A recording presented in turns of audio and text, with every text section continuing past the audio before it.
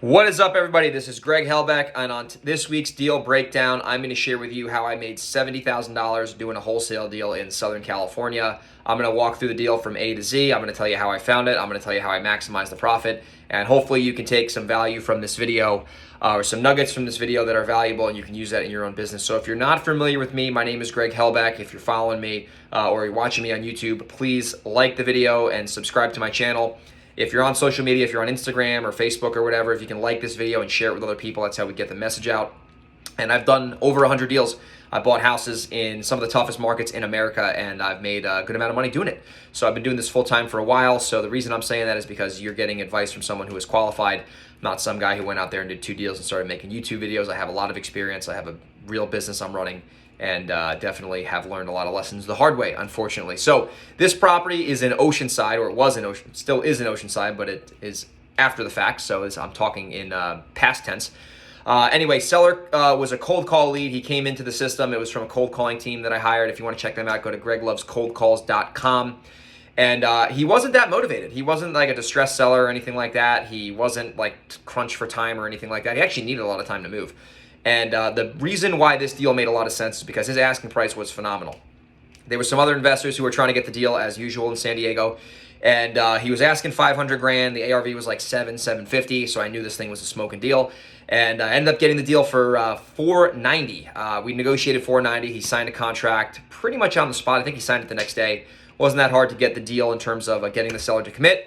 So he was out of town, so we agreed that when he was back in town, he was going to let me see the property. And I told him I was going to take some buyers, not buyers, I told him I was going to take some people over there with me who were actually buyers, and do a walkthrough, do a little inspection, and go from there. Told him it was going to take 30, 45 minutes.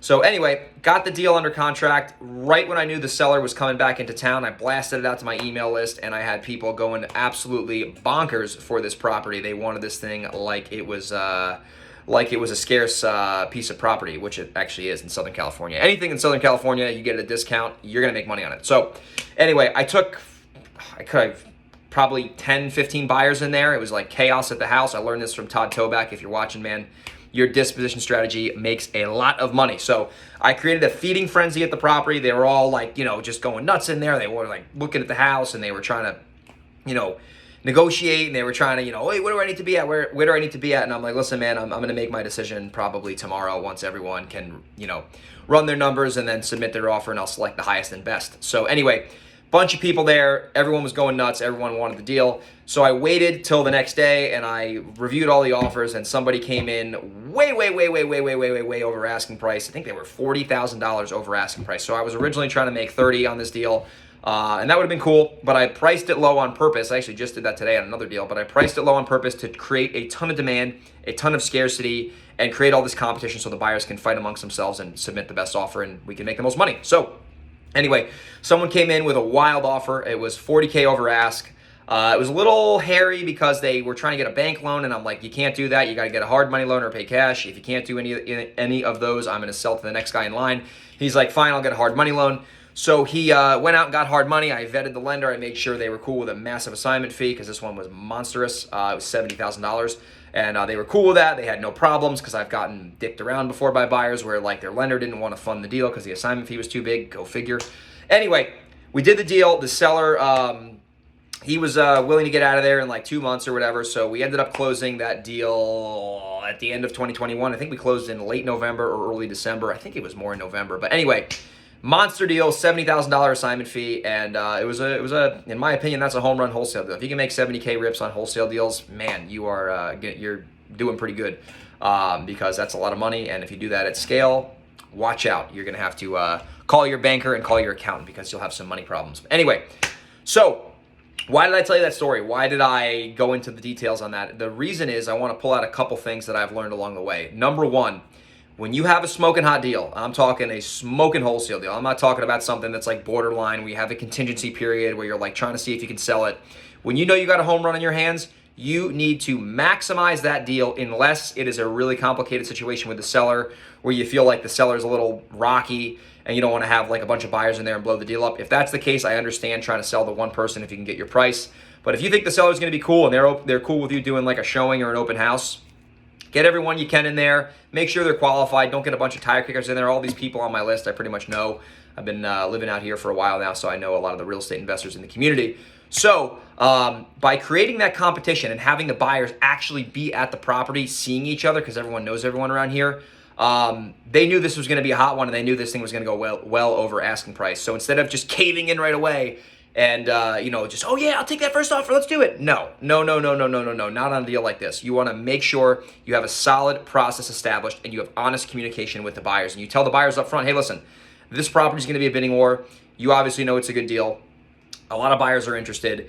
You're going to walk the property, you're going to see the property, and then you're going to submit an offer. And then after the fact, you can submit an offer, and I'm going to select highest and best and go from there. And when they know that's your game plan and you're upfront with them about that and they're willing to play that game, that's how it goes. And you collect the offers, we put them in a spreadsheet, and then we make a business decision after everyone sees the property and submits the offer.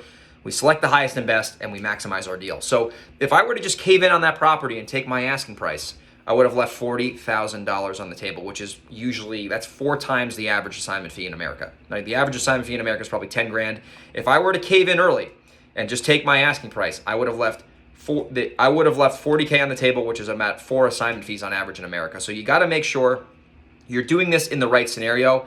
I'm not saying to do this on every house, because there are certainly scenarios where you want to be careful and you want to bring some trusted buyers in there if you think it's going to be a little hairy. But if the seller's cool as hell and they don't really care, do your best to maximize on your deal and crank up your deal size. And when you start cranking up your deal size, it does something to your mind.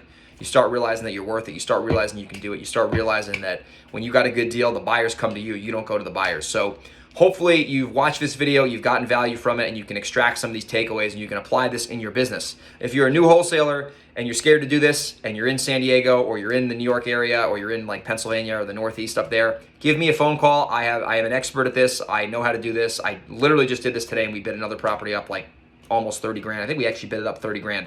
So if you're scared to do it and you don't want to do it right away, give me a call. I'm happy to help you. My team is absolute all-stars, and we know how to do the ins and outs of this business, so we can certainly JV your wholesale deal and we can max out your property. And you'll most likely, I'm not saying it's guaranteed, but you'll most likely make more money selling a deal with us, partnering, than you would on your own, unless you have a crazy buyer's list and you have a crazy process. But anyway, totally up to you. No pressure either way. Hopefully you got value from this video. If you did and you're watching on YouTube, if you could please like this video and subscribe to my channel. You're going to see content coming out on a weekly basis.